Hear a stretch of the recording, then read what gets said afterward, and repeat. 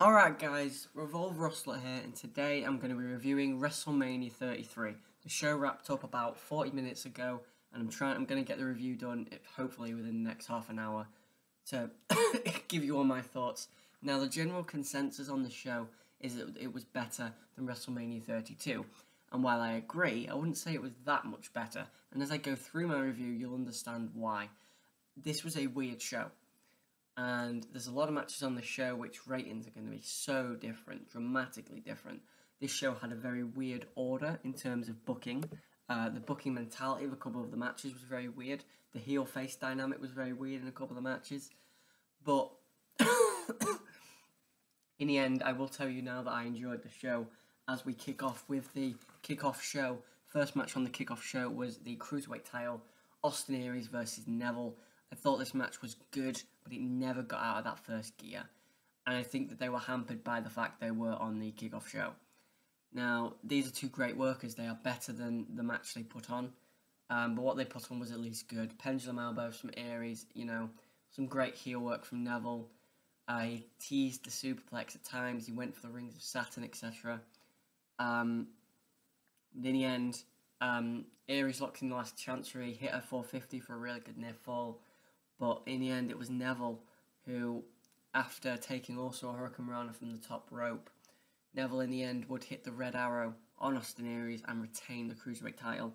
I gave this match 3 stars. I can't go any higher because it doesn't deserve any more than that. And I've seen, one of my friends said this was an amazing match, and I was like, what match did you watch? So, 3 stars, good match, good way to open the show. And then we moved into the Andre the Giant Memorial Battle Royal. My pick in this match was Braun Strowman, and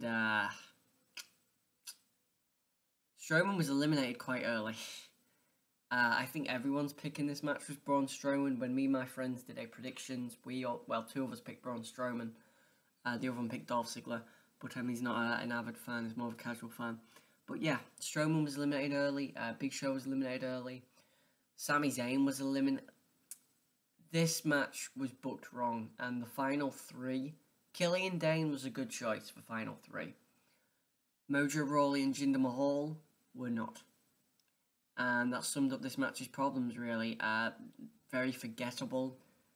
This match won't mean anything in a year's time. Mojo Rawley will not be any further up the card than he is now. Mojo Rawley won the Battle Royal after Killian Dane was eliminated by Mojo. Jinder Mahal then went and basically taunted Rob Gronkowski at ringside, the footballer, who then jumped the barricade, speared Jinder Mahal, and Mojo Rawley eliminated Jinder Mahal. So Mojo Rawley is the 4th winner, or the 4th winner of the Andre the Giant Memorial Battle Royal. Bad choice. I think Strowman really should have won this. I gave it 2 stars, but it never really got going. Because the big guys were eliminated early, and they really eliminated, Strowman eliminated a lot of guys, but he really should have won it in my opinion. So 2 stars. Then we had the 3rd match on the pre-show that wasn't even announced for the pre-show, the Intercontinental Championship match. Now, I hated the fact this was on the pre-show. This match should not have been on the pre-show. Ambrose and Corbin had a solid feud, they had solid build, they deserved the main show and they didn't get it, and I think their time got cut. However, the match they had I actually quite enjoyed. Now, I enjoyed this match probably to about a 2 3/4 star range, but the finish took it over the edge for me. Now, these two men had a decent matchup. Corbin hit D6, he botched a deep 6. There was a good segment where Ambrose went for the rebound lariat, but Corbin just booed him in the face. Good stuff there. But it's really the finish of this matchup that made it memorable to me, and that was Corbin going for the end of days, and Ambrose flipping over, hitting the dirty deeds. Such a cool finish, so fluid, and that to me boosted this match up to a 3 1/4 star range. So I gave the match 3 1/4 stars. Very good matchup, very happy with this. Dean Ambrose retains. That was my prediction. I felt like in this feud, Ambrose really did need to win this matchup because he'd been buried really by Corbin. Literally, if you think about it, with a forklift. Still a little bit annoyed that it was on the pre-show though. Then we had Mania, and it opened, of course, with America the Beautiful, blah, blah, blah, blah, blah. First match of the show, Shane McMahon versus AJ Styles. This match was awesome. This was a spot fest, but it was awesome. This was so cool, and Shane McMahon doesn't do singles matches very often, but here he was not out of his element. He worked fine with AJ Styles. They told a good story. Shane McMahon showed some real technical ability here. He used arm bars. He used triangle chokes. He caught AJ Styles actually in his guard at one point when AJ went for the springboard 450. There was some really crazy stuff. Eventually, the referee did get knocked out. AJ hit a Ushigoroshi on Shane McMahon. AJ went out of the ring, got a trash can, placed it, went to do the coast to coast. Shane threw the trash can at AJ. Shane gave AJ the coast to coast for a fantastic near fall. He then emptied the announce table, put AJ on the announce table, went for the elbow through the announce table. AJ moved, threw Shane in the ring, went for the phenomenal forearm, which Shane countered into a float over DDT. Awesome spot there. Then Shane went for a shooting star press. Insane. My friend called that somehow. We called some amazing things tonight. We called Shane going for a shooting star press. We called the trash can spot. We called Jericho doing a pop-up powerbomb code breaker. We called the Hardys, I suppose, which I guess I should have to spoil, but yeah, we called a lot of stuff tonight. So anyway, Shane goes for the shooting star press. AJ moves. Earlier on in the match, by the way, Shane had Styles in the triangle choke. Styles picked him up and gave him a Styles clash, kind of like he did to Nakamura at Wrestle Kingdom 10. Awesome spot there, but I did think Shane had died. So in the end, Shane misses the shooting star press. AJ hits the phenomenal forearm, 1, 2, 3.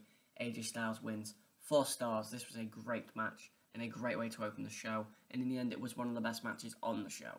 So well done to these guys. Really proud of Shane McMahon in this match. Second match on the show was the United States Championship match. Kevin Owens, Chris Jericho. Really good stuff here. Great intensity out the gate with the forearms and the strikes straight out the gate, and it needed to do that. Jericho had Owens really at the beginning. Owens showed his high-flying ability with swanton bombs. There was a great segment where Owens would go for a bullfrog splash. Jericho got the knees up. Jericho went for a lion salt. Owens got the knees up. Owens went for a swanton. Jericho got the knees up, and it just showed how much both men knew each other and the story that both men had built to that point. Really, really good spots there. Owens hit a pop-up powerbomb for a 2 count. Jericho then, Owens went for a pop-up powerbomb. Jericho caught him, code breaker, 1, 2, 3. 1, 2, sorry. Owens kicked out. Finally, on the outside of the ring, Owens caught Jericho, apron powerbomb, 1, 2, 3. Owens wins the United States title, and very, very good matchup. Really happy with this. I'm going to give it 3 3/4 stars. Not as good as the opener, but a very good, technical, psychologically sound match. One of the better matches on the show. I predicted Jericho for that match. I predicted Styles for the opener. Then we had... Sorry, I'm still a little ill. As you can tell. Then we, I believe, had the Raw Women. I think. I'm pretty sure. Sorry, I'm a little bit unorganised. Yeah, but I believe it was the Raw Women's Fatal 4-Way Elimination match for the Raw Women's Championship. This consisted of Champion Bayley, Sasha Banks, Charlotte, and Nia Jax. This was a very underwhelming match to me, and I'll tell you why after I've just checked if it is the Raw Women. Sorry about this, guys. It is the Raw Women. Yeah, it is the Raw Women. So, this match was underwhelming, and it just wasn't put together very well. They eliminated Nia Jax first, which made sense. They gave her a big boot, double back suplex, and then a Shield triple powerbomb to eliminate her. Then Sasha Banks was eliminated, and it just sort of came out of nowhere. She hit her head into an exposed turnbuckle, but it just sort of came out of nowhere. And that left us with Bayley and Charlotte, and in the end, Bayley beat Charlotte with a Bayley to belly off the top, and then a elbow drop, a la Macho Man Randy Savage. This was decent match, but it just never got going. They got 12 minutes for an elimination fatal 4-way, so you know, I gave it 2 3/4 stars. It was better than the other women's match on the show, which we'll get to later. But yeah, I was a little bit disappointed by this match. Moving on. Yep, moving on. We had the ladder match for the Raw Tag Team titles. Enzo and Cass versus Sheamus and Cesaro versus Gallows and Anderson versus Matt and Jeff Hardy. The Hardys are back. The pop in the room I was in was amazing. And that was 3 people. The pop in the building in Orlando was amazing too, and this was an awesome moment. This was such a cool moment to see Broken Matt Hardy and Jeff Hardy back. And at that point, you knew who would win the match, and they did. And it was a very, very good matchup. I'd say that their return and them winning the match really made the match better. In the end, I gave the match 4 stars. The great spot really was Jeff doing a swanton to, I believe, Carl Anderson, and I believe he went to swanton Sheamus as well, but he really only hit Sheamus with his legs, and Sheamus just fell off the ladders, the bridging ladders. That was a crazy spot. Matt did a twist of fate off the ladder. There was chaos. Enzo was getting thrown over ladders, and there was a lot of super kicks from Gallows and big boots from Cass, and this was and a really cool spot where Sheamus bro kicked Jeff Hardy off the apron and did like a fall into the sea of people. Really cool spot there, but in the end, the Hardy Boys are the new Raw Tag Team Champions, and I didn't think I'd be saying that, I'm not going to lie. 4 stars I went for the match. Really, really good stuff, and it was better because of the return and because of how important it was. Very happy with that. Really happy with that. Then we had the mixed tag, Cena and Nikki Bella against Miz and Maurice. The match was forgettable, really. It was fine. It was 2 stars in the end, of course. Cena and Nikki hit their moves, the AA and the Rack Attack 2.0, and then lock in the Fearless Lock and the STF. Maurice taps out, which means that they win. Maurice was in there in this match. She didn't do a lot, but so I gave the match 2 stars. The big thing really is the talking point after it, which is John Cena proposing. It's very nice. I wish the crowd had been a little bit more, nice. They were booing a little bit, but it was more like apathy than contempt. So I get it. It's a long show, and they want to hush it along, and they want to get to the next exciting match. So I guess that it is their right to boo. But in the end, 2 stars. The segment was nice, and I enjoyed it, and it was a nice feel-good moment. And it's fine. But the match was, 2 stars. It was fine. The build to the match was better than the match. Then we had the best match from the show, the non-sanctioned match, Seth Rollins versus Triple H. This was, I think, great. I think that it could have been so much better, but I think that they were smart to focus on Seth's injured knee. It's very important, and it's been important throughout the whole story. The fact that Seth lost the belt because of his injured knee, the fact that he injured his knee again recently, it's been a very important factor, and it was great that Triple H focused on that knee. Chop block, figure 4 leg lock, stuff like that. And it worked for the story. Seth got a couple of spots in. He hit a Phoenix Splash for a fantastic 2 count. He kicked out of a pedigree from Triple H, which was, again, a really, really good near fall. He hit the Falcon's Arrow off the top rope, or the Superplex Falcon Arrow combination, which is so cool. A lot of super kicks, spine busters, just a great match, and told a great story. And Triple H's entrance on the bike was also very cool. Seth had new ring gear, which was gold, which was also cool. Everything about this I thought was really, really cool. And the finish was good for all parties, because it was Stephanie getting a bit of comeuppance. It was Triple H going for the sledgehammer. It was Seth Rollins sending Triple H into Stephanie, who then went careening for a table, so she gets some comeuppance. Then hitting Triple H with his own pedigree. 1 pedigree. 1, 2, 3. Seth Rollins beats the game. And I'm very happy with that finish. 4 1/4 stars. Best match on the show. I wanted it to be better. I want every match to be better, but for what it was great, and it got enough time and it worked. So great match there from those guys. Very happy for that. And I'm of course wearing my Seth Rollins shirt today.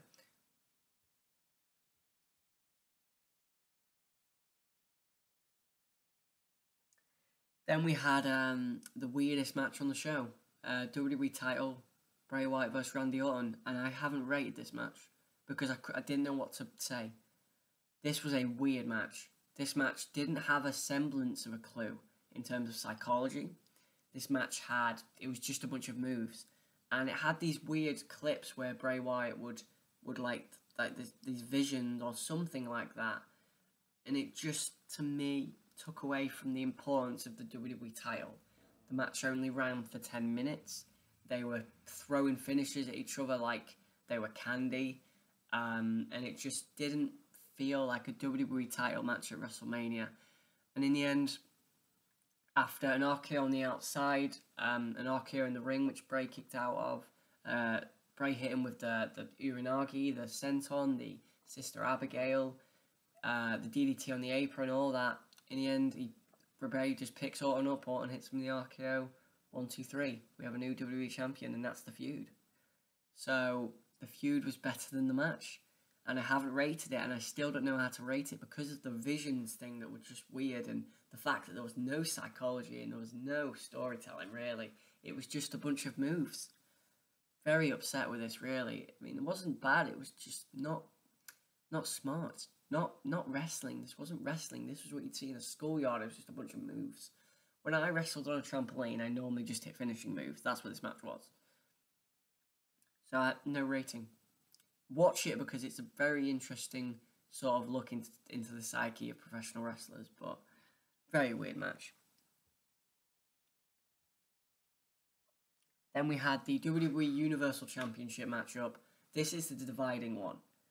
Brock Lesnar, Goldberg. I loved this. This was one of my favourite things on the show. Now, Goldberg and Lesnar went 4 minutes and 32 seconds, and it was great. Basically, the match starts. Goldberg gets German 3 times by Lesnar, then hits a spear, hits a second spear, hits a spear through the barricade, then hits a jackhammer, 1, 2, kick out. Awesome near fall. Now, it wasn't much of a near fall because Lesnar really kicked out, like just 2, but it was a near fall in the fact that, oh my god, that's really, really cool. Then Goldberg went for another spear. Lesnar gave him about 10 German suplexes, F5, 1, 2, 3. I loved this. I can't rate it. If I could, it's in the 4-star range because this was perfectly done. This is probably the best match Goldberg's ever had. This was maybe more like 3.5 stars now I think about it. But you know what? Screw it. I'm going to go 3.5 stars. Very, very good stuff. Watch this. It was very enjoyable. Me and my friends loved this. A lot of people don't. If you don't, I can't think why. I just think Goldberg can't wrestle for 10 minutes. You have to do a match like this. And this one was done perfectionly. It was perfect. Better than the WWE title atrocity, really, that I've just seen. So, if I'm going to rate the WWE title match, by the way, I'm going to have to give it a dud.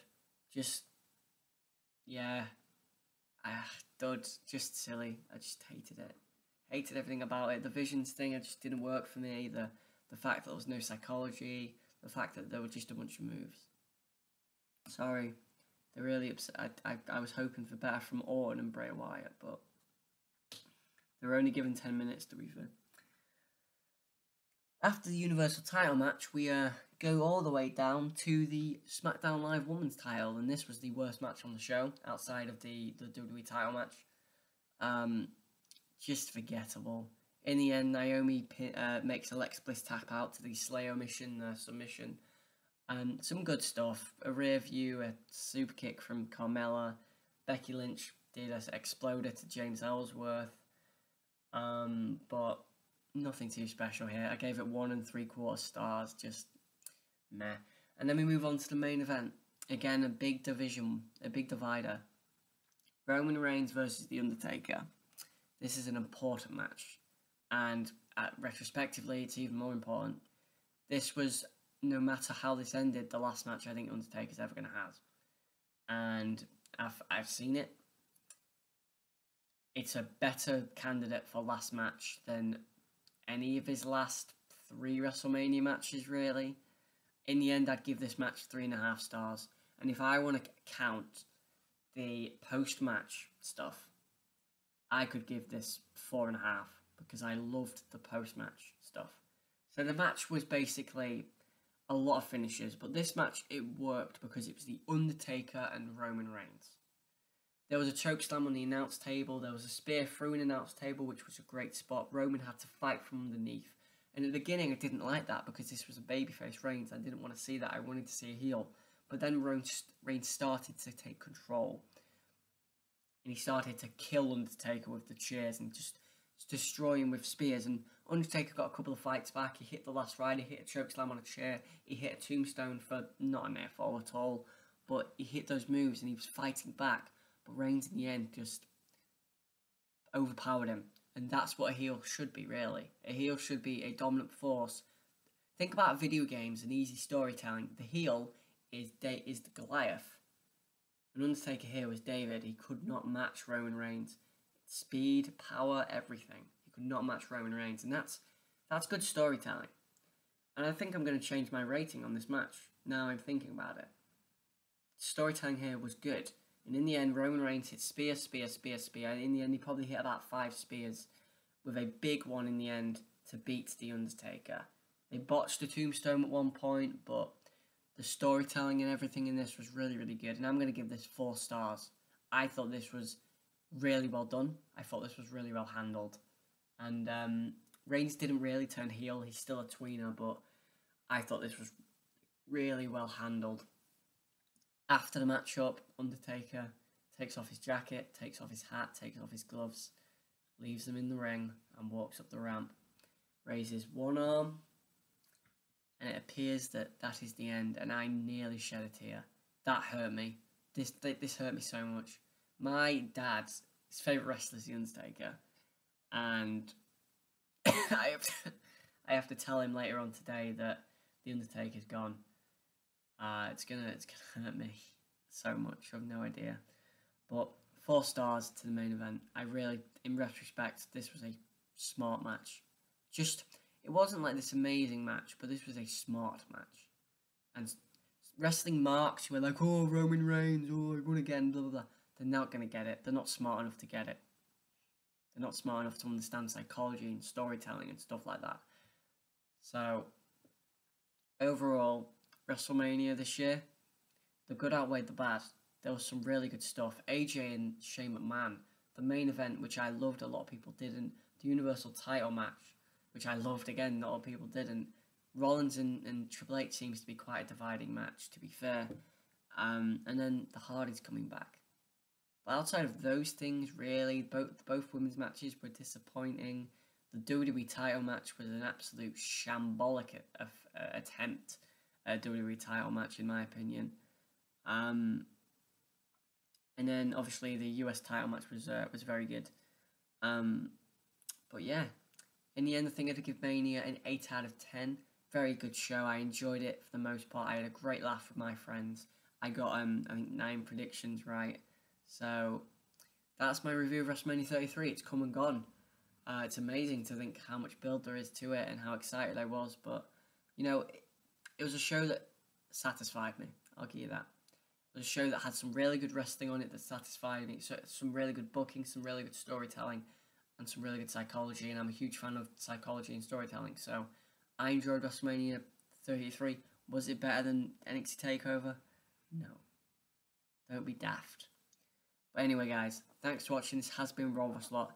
Tell me your thoughts. What did you think to WrestleMania 33? What did you think to the retirement, really, of The Undertaker? What did you think to the shambolic attempt of a WWE title match? Are you a fan of the way that Lesnar and Goldberg played out? Which was your favourite match on the show? And what did you think to Shane McMahon attempting a shooting star press? And finally, what did you think to my opinion on the best match of the show, Rollins and Triple H? Thanks for watching, guys. This has been Raw Slot. Like, comment, and subscribe for more. Thank you guys so much. I love people supporting the channel. Thanks for supporting my videos, guys.